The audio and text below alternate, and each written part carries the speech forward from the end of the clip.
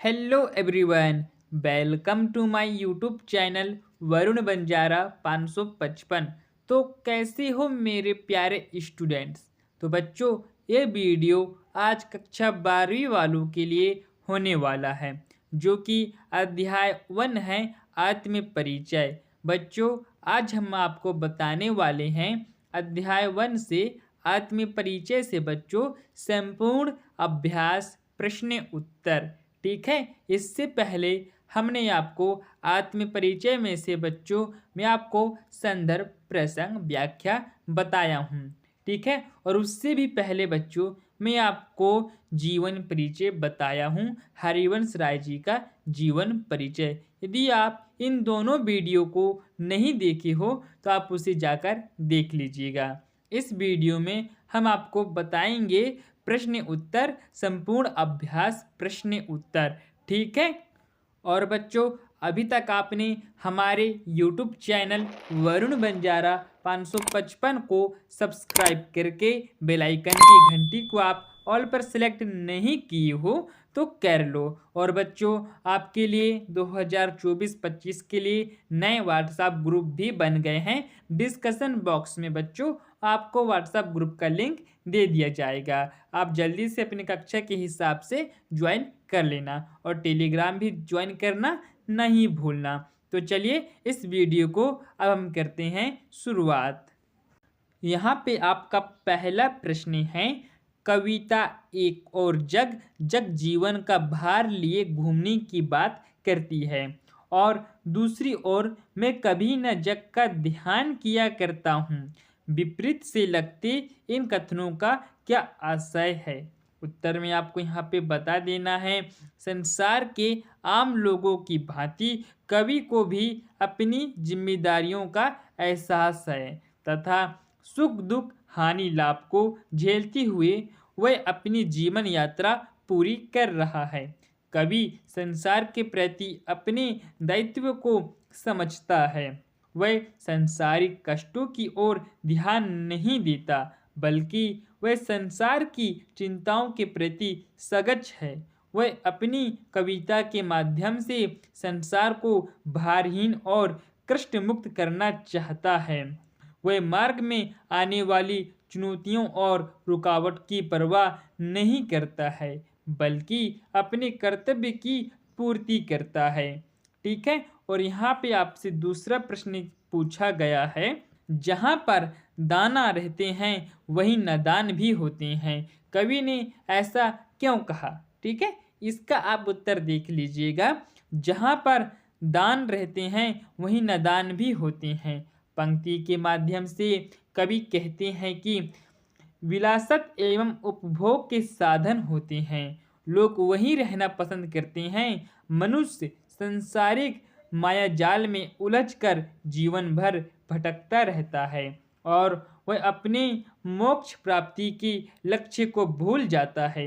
कवि सत्य की खोज के लिए अहंकार को त्याग कर जीवन के शुद्ध प्रयोग पर बल दे रहा है, ताकि मनुष्य जीवन सार्थक हो सके।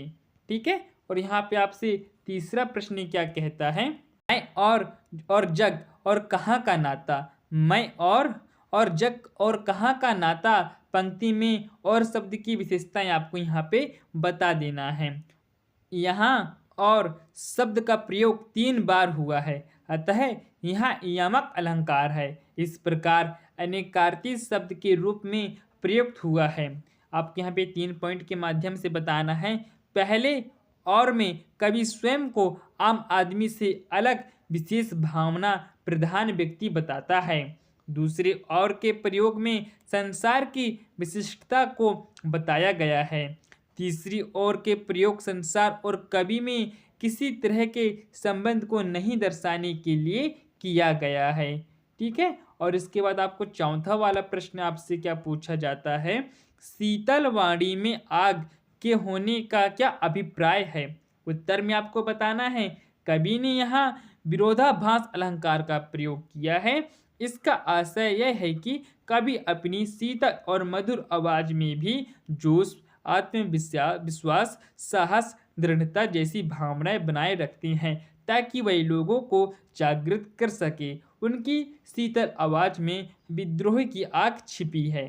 ठीक है, इसके बाद आपका क्या आता है, अगला प्रश्न आता है। अगला प्रश्न आपसे पूछा गया है, बच्चे किस बात की आशा में नीडों से झांक रहे होंगे। बच्चों, ये वाला प्रश्न आपके पेपर में 2 नंबर का पूछा जाता है। हो सके तो ये वाला प्रश्न आपसे त्रैमासिक पेपर में ही पूछ ले, इसलिए इस प्रश्नों को आप अच्छे से याद कर लेना। उत्तर में यहाँ पे आपको बताना है, पक्षियों के बच्चे दिन भर अपनी माँ की प्रतीक्षा की आस में नीडों से झांकते रहते हैं कि शाम को लौटते समय वे अपने लिए भोजन लेकर आएगी और उन्हें ममता का मधुर स्पर्श प्रदान करेगी। ठीक है, आप इसको थोड़ा और लंबा भी लिख सकते हैं अपने शब्दों में। ठीक है, क्योंकि 2 नंबर के प्रश्नों को आपको 30 शब्दों में पेपर में लिखने के लिए होता है। और आपसे यहाँ पे 6वां प्रश्न पूछा गया है, दिन जल्दी जल्दी ढलता है कि आवृत्ति से कविता की किस विशेषता का पता चलता है। आपको यहाँ भी उत्तर बता देना है। दिन जल्दी जल्दी ढलता है कि आवृत्ति से यह प्रकट होता है कि प्रेम में डूबे और लक्ष्य की तरफ बढ़ने वाले मनुष्य को समय बिताने का पता नहीं चलता। कृत्यों का स्मरण पथिक के कदमों में स्फूर्ति भर देता है। ठीक है, इस तरह बच्चों आपका प्रश्न यहीं तक हुआ समाप्त। बच्चों, और किसी को इस वीडियो का पीडीएफ लेना होगा ना, तो वह हमें टेलीग्राम पे मैसेज करें, व्हाट्सएप ग्रुप ज्वाइन कर लो और व्हाट्सएप चैनल को भी आप ज्वाइन कर लो। ठीक है, टेलीग्राम पे आप हमें मैसेज कीजिएगा, हम आपको इसका पीडीएफ दे देंगे। वैसे भी हमारे चैनल पे इसका पीडीएफ अपलोड हो चुका है, आप जाकर चेक कर लीजिए। और बच्चों, अभी तक आपने हमारे यूट्यूब चैनल वरुण बंजारा 555 को सब्सक्राइब करके बेल आइकन की घंटी को आप ऑल पर सिलेक्ट नहीं किए हो ना, तो कर लो यार। ठीक है, इससे आपको बहुत ही फायदा है। और आप कहेंगे कि सर आप हमसे हर वीडियो में क्यों कहते हैं कि चैनल को सब्सक्राइब कर लो, बेल आइकन की घंटी को आप ऑल पर सेलेक्ट कर लो, एक छोटा सा कमेंट कर दो, इसमें हमारा क्या फ़ायदा है। तो बच्चों, मैं किस लिए बैठा हूँ यहाँ पे, मैं आपको यहाँ पे बताने के लिए बैठा हूँ। यदि आप हमारे यूट्यूब चैनल वरुण बंजारा 555 को